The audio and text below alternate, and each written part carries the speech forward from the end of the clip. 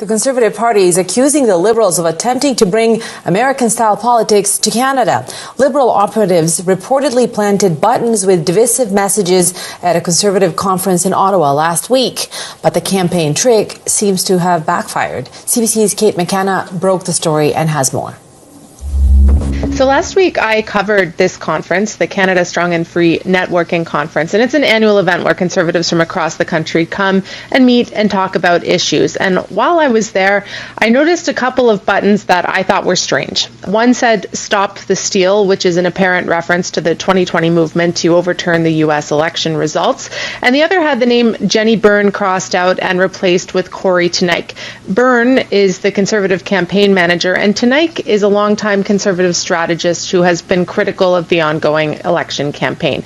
So it's conceivable that people at this conference made these pins, and in fact, I spent time last week trying to prove that, but recently I learned it was an operation undertaken by the Liberal War Room itself. Two operatives went to the conference and planted these buttons, and in an attempt to tie Conservative supporters to the politically toxic Donald Trump. I was having dinner with friends, and I saw some people who I recognized to be Liberal staffers. I overheard the person next to me, a man who had already identified himself as someone who was working in the Liberal War Room, and he's talking about how he was at the conference and planted these buttons in a Liberal campaign-sanctioned false flag operation. So I confronted him. He knew I was a journalist. I said, if you did that, then that's a story and I'll report it.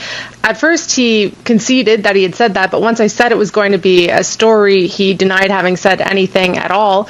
So I left shortly after, and then at a separate bar, a Conservative source told me another Liberal campaign staffer was also talking about it. So the next day, I put in a request for comment with the Liberal Party, and they didn't deny it.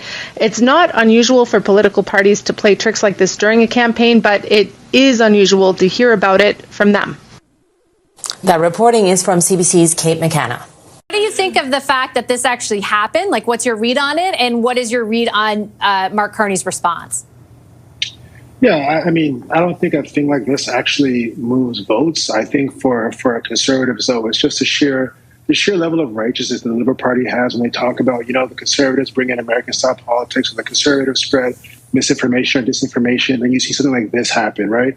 I think for a lot of Conservative folks as well, it's hard to believe it was just one or two rogue staffers that just went out and did this. This had to be condoned or, at least ordered from some of the more higher levels of the Liberal campaign.